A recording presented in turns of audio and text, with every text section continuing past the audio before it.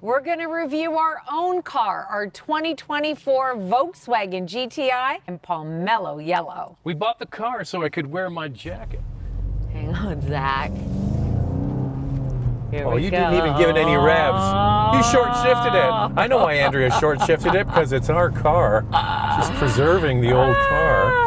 Don't you love it? All right, let's get into what's under the hood of this GTI. A 2-liter turbocharged 4-cylinder with a 7-speed dual-clutch transmission and a 6-speed manual transmission. 241 horsepower and 273 pound-feet of torque. This is a front-wheel drive model, and 2024 is the last year for the manual. Now, if you want the manual transmission, in Canada, the manual is only available on the Autobahn and Performance models. In the United States, it's available on all trims. We are in the last few months of manual transmission availability. They'll be making these probably until about August when they retool for the updated model for 2025. So if you want a manual, go and get an order in now. Before you do that, though, you want to find out, what do you get with this? What are the key standard features? The base trim comes with a 10.25-inch digital driver display, an 8-inch touchscreen, wireless Apple CarPlay and Android Auto, a wireless charger, 6-speaker audio system, plaid cloth upholstery, heated front seats, manual front seats with height adjustment and power recline, heated steering wheel, ambient lighting with 30 colors, and VW's IQ Drive system.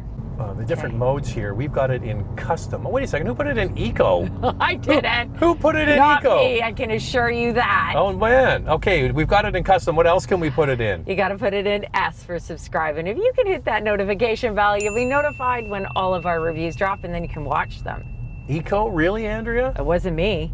All right. You must have. You're the last person who drove it. All right. So also what you have to do is follow along on Instagram. It's Motormouth_Andrea to see what's going on behind the scenes and to get a question in. And for me, it's Motormouth_Auto, and the links are below the like button. Well, why do we have a GTI with a manual transmission? Well, a couple of things. It was about 3 summers ago, Andrea learned to drive manual, and then she fell in love with it, right? I fell in love. And then we found out that the GTI was going to be discontinued with the manual, so we jumped on it and got this car. Are you happy with your decision? I am happy with it. You know, I've got to say that the GTI is a great blend of performance, versatility, comfort, and value. Practicality, too. Oh, it's just got everything in a nutshell. One of the reasons why we picked the GTI over something like the Mazda MX-5 is really about versatility. Being able to take 4 passengers with you. If we wanted to go out and use it as a family, we can do that with the GTI. Listen, it really just for me going to Costco. No, I described the previous generation Mark 7 Golf family and this Mark 8 as Audi Light. And sure, it can be firm and more fun to drive when you put it in the sport modes, but it can also be very comfortable and quasi-luxurious. Yeah, I think that's what we really are impressed with this GTI, is just how refined and sophisticated it feels. The cabin remains quiet. And it's interesting, when you get it on the highway and you really kick this vehicle, you look down at your speed, you certainly don't feel like you're going well over the speed limit. Sometimes Zach has to remind me, Andrea, You're speeding. You're speeding. Also, one of the best things about this car, we're going to talk about it more in Questions, Coffee, and Cars, is it's available with dynamic chassis control. And that's another part about this car, is it's loaded with technology. You think about what really was an economy compact car, the Golf, and it has dynamic chassis control. It's got the limited slip front differential. It's got loads of electronic aids, advanced headlamps, all that kind of stuff. But the chassis control, we'll talk about a little bit more, is the one thing you want. Some of you have asked questions. What was the ratio in sales between the manual and the dual clutch transmission? Well, historically, it's 60-40, 60% for the dual clutch transmission. But because this is the last year for the manual, Volkswagen Canada tells us that they expect it to be more 50-50. And I asked, are you eliminating the manual because of strict emissions regulations and the dual clutch transmission gets better fuel economy? And Patrick, the director of product planning, says he can't really simplify it like that. Basically, the markets have changed, and what we like regionally may not be globally what they're looking for. The Germans have decided. They're saying 9 to the manual. Here's the interesting thing, though. If you want to have the fastest GTI, you're going to get the dual clutch. It's got one extra gear. Yes. It just keeps the engine in the right RPMs and the maximum torque, and you can get more out of it. Is it more fun? I'm not quite sure. If you want more fun, you just go get a Golf R. And to be fair, some people just don't want to drive a manual all the time, and the dual clutch transmission is terrific. Or they don't know how, and that's fine. Yeah. And I'm surprised that some brands, if they have just manual, is eliminating a bunch. WRX, they had manual only, then they brought in their automatic, and they sell more of them because of it. So I just want to say that we name all of our vehicles, and if you name your vehicles, type below. We want to hear the name of your car. We have gone with Mountain Dew. We think it looks like the color of Mountain Dew, and it's interesting because when we broke the news to our boys that we were buying this GTI in Pomelo yellow, they were horrified by the color. And then we got to the name. Zach, what was the original name? So we were going to call it just Otto, like the German name Otto, not automobile. And then we had a family meeting at the dinner table, and we sprung that one on the boys, and they went like a hard no on that. And then we all came to Mountain Dew because it's the color of Mountain Dew. And it works nicely because we have a Porsche Cayenne, and the Porsche Cayenne is a pepper. That Cayenne's name is called Dr. Pepper. Yeah. So now we have Dr. Pepper and Mountain Dew. So let's get into So we're weird. You're right. We're weird. I did work for Pepsi, and I did sell Mountain Dew and Dr. Pepper. So let's get into the exterior looks of this. I like it. I think it's really sporty. I think the color suits this vehicle. I like the black exterior accents that this has and the black wheels. Yeah, I'm not a big fan of black wheels. I'm living with these because we already have 2 sets of bright silver wheels in the garage. Andrea doesn't know that. She thought we only had 1 set. I did. But this is news to me. We have 2 sets. We have the Golf R silver wheels that will be used in the winter time. So half year black, half year silver. The thing about this GTI, which was the big change, was the integrated driving lights into the grille, which really makes it look quite different from the Golf R. I think it looks better myself. And one thing, Andrea, we picked this car up and it has down the side a black stripe, and we couldn't figure out why, and we don't know why we got this, but that is the Club Sport model trim on the side that you get in Europe. We don't get it in North America. They shipped us a special model. I was hoping that they maybe made a mistake and gave us the Club Sport engine, but that's not the case. No, they didn't give us that. But some may confuse it with the 40th anniversary It's not edition. bad. But the graphics are different. You do have black trim on that model, but not the same graphics. We got a special one. Actually, Pomelo Yellow is not available in the United States. It's only available in Canada. And to get a manual transmission Pomelo Yellow in this top trim, we found out from Patrick from Volkswagen that only 8 of them were brought into North America. You're driving 1 of 8, Andrea, for 2024. I know. I'm thinking this might be worth some money one day, and I like that idea. The GTI gets 4.7 inches of ground clearance, and it comes standard with LED headlamps, LED tail lamps. You've got fog lamps, 18-inch wheels, available 19-inch wheels, and a temporary spare tire. So a lot of great things about this car. The way it looks, I think, looks great. A lot of controversy when it came out, this latest Mark 8 model, because of the interior. Everything is swipey, haptic, touchy nonsense, and we're going to touch on this more. Get it? Touch. More on this in Questions, Coffee, and Cars in just a moment. It's not ideal. I'll just say you kind of get used to it, but I think it makes it look clean for sure. And I was really impressed by the mix of materials. Yes, there's shiny hard plastic in here, but there's things like Alcantara on the door panels, and where you have your storage door pockets, there's like a wool type trim that they didn't need to add. They could have just made it all hard plastic. And I like the trim piece across here. Just don't touch it. That's just fine. Look at it and enjoy it. One thing I want to say, Andrea, before we get to Questions, Coffee, and Cars and all the specs and all that, this car is a screaming deal in Canada. So this top model in Canada, Performance Autobahn in the United States, is around the same price in Canadian dollars as it is in United States dollars. So that means in Canada, Andrea, we're getting about a 25% discount. I don't know why, but we like it. I think that this offers a lot of value. We went through the key standard features. It comes with a lot.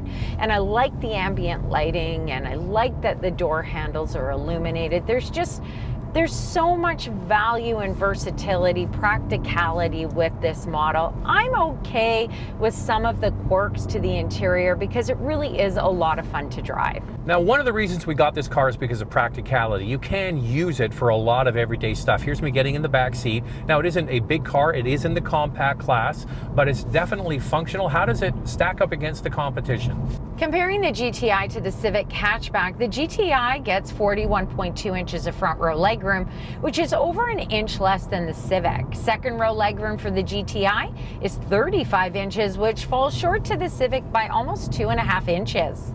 And then you lift the liftgate on this one, not power operated, but you get a very useful cargo space. Of course, you can put the seats down. That's what you love about a Golf, and you can put a lot of stuff in there. GTI cargo space behind the second row is 19.9 cubic feet, which is less than the Civic hatchback. All right, let's get into your questions and coffee. Time now for questions, coffee, and cars.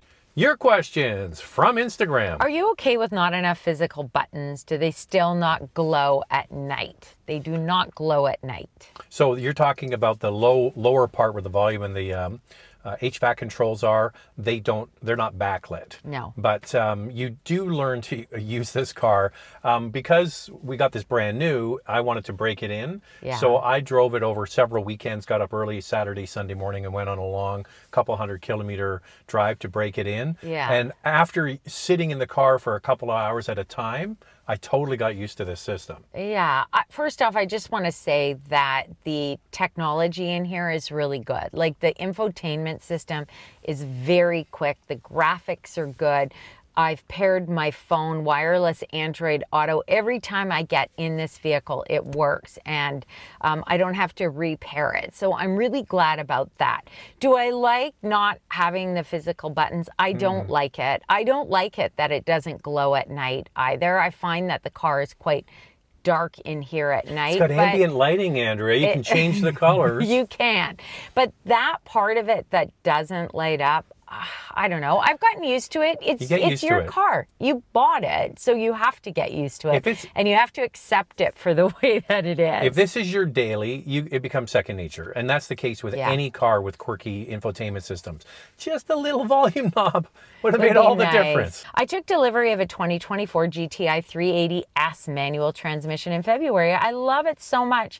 Value, great driver. However, my only complaint is the hill start assist. I've learned to live with it, but I still think it creates more of a safety hazard than it solves. I would appreciate your thoughts and experiences with this feature. Thank you, and I enjoy your content. Thank you. Okay, so the hill hold, if you don't drive a manual transmission, is when you're on a hill, one of the hardest things to do is get going without rolling backwards. Yes. And so what they've done, all brands have done this, where the rear brakes come on and hold you in place either until they feel the momentum of the car going forward, or it's just for a time like 3 seconds. A lot of brands, that 3-second one I think works better. This one is not releasing quickly enough, and sometimes you have to give it more gas, or you can stall it. It's a bit quirky. I don't like it at all. Am I learning to deal with it? Yes, it took me some time to do it. We recently reviewed the Honda Civic Type R, got in it. Amazing. They've done such a good job. I mean, I didn't install it. It really is a perfect system. I also find the Mazda MX-5 to be exactly the same as the Honda. So you have to trick it. What you have to do is let the clutch out a bit. This is my tip to this person. Let the clutch out a bit, and then once the car senses that there's some forward momentum, then it releases the rear brakes, and then you can release the clutch the rest of the way. So you kind of have to get it, you have to give it a little bit of a jerk, and then it'll let go. Yeah, sometimes that's exactly how I've been dealing with it. It should just be like, we have another manual SUV, an old car, it's like 18 years old, and that just has the 3 seconds, and that's the way it should be. Going for the GTI, which do you and Zach think is the better bang for the buck trim, the Autobahn or the performance? And since owning the GTI, has that opinion changed or stayed the same? Good question. So just want to clarify, in the United States, this top trim that we're in is called Autobahn. Yeah. And in Canada, it's called Performance. We talked about that already. The Autobahn trim in Canada is the middle trim, which is SE. That's right. So after having bought this top trim, there's a couple of things I don't think now are worth the money. Okay, you go ahead. Number one is the stereo. Yeah. This Harman Kardon stereo, I'm going to come out right now, I would give it a 5 at best. It's not good. We actually bought a Fender subwoofer to try and get a little more. The stereo is bad. I would say don't spend the money for the stereo. If that's, but there are other features. There are other features. So I just want to go back a bit and tell you the history of this. When we ordered this vehicle, we actually ordered the 2023 Autobahn. And the 2023 model didn't have the dynamic chassis control. We are absolutely thrilled that we got it. We talked about that already at the beginning. Now, when we got bumped to the 2024 model, we decided to get the performance model because the Harman Kardon sound system is only available on the performance model or the top trim in the US as Which well, is called the Autobahn. And we really thought that it would be good, but it isn't. It's crap. It isn't. Now, there are other features that are great on this top trim. Things like ventilated front seats, heated rear seats, a head-up display, leather upholstery, a power driver seat. These may be things that you really want. Now, for us personally, we wanted the plaid seats. And in Canada, even though you get the top trim, you can delete the leather seats, but you lose the power driver seat. Yep. We thought initially we would miss it. We don't miss not having a power driver seat. You know why?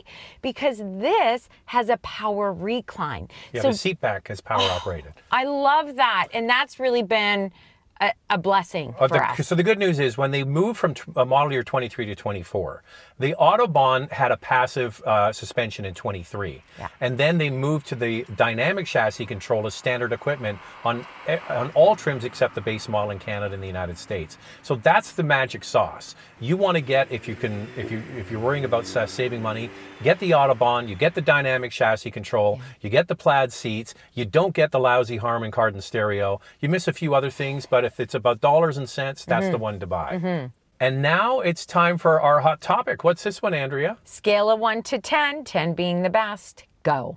Okay, I'm going to give this car an 8, Andrea, because in my opinion, having driven press cars for 30 years, there is no 10. Yeah. The 10 doesn't exist, except for you, Andrea. Ooh, good one. Nice catch, yeah, eh, guys? Super catch. All right, so what are you giving it? I'm going to give it a 7. I really love the performance of this vehicle. I think it's terrific. I don't like the hill assist. I've learned to live with it, but initially it was a challenge for me. And I'd like to see some knobs and buttons in here. Yeah, that's the main thing for me, is that it's the interior with the lack of physical controls, but the car has not disappointed. No. I love the handling and the chassis. When you get this out on a twisty highway, man, it's a lot of fun. You get a lot of this is a lot of value actually in this car. Oh, there's huge value. All right, so we talked a bit about the pricing earlier. Let's get into all of that in our vital stats. Let's start with pricing. We'll do Canada first and then move on to the US. The Canadian pricing includes freight, PDI, and fees. The GTI dual clutch transmission starts at just over $37,000, and the performance manual is just over $43,500. In the US, the base dual clutch transmission starts at just under $32,000, and the top trim Autobahn with the manual transmission is just under $41,000. Here's the fuel economy for the dual clutch. 9.9 liters per 100 kilometers city, 7.4 on the highway. That's 24 miles per gallon city, 33 miles per gallon highway. For the manual, it's 10.1 liters per 100 kilometers city, 7 on the highway. That's 23 miles per gallon city, 34 miles per gallon highway. The GTI runs on regular gas. The warranty is 4 years, 80,000 kilometers, or 50,000 miles. Lightning round, 2 things we like, 2 things we'd like to see improved. Well, performance-wise, it doesn't disappoint. I still love the form factor. I'm disappointed the manual is gone after 2024. And plaid seats on the top Autobahn trim in the United States, you don't get that. In Canada, we do. You should have that. You should call them now. All right, so that's our GTI. What do you think of that? Thanks for watching. If you like what you see, subscribe, and we'll see you next time.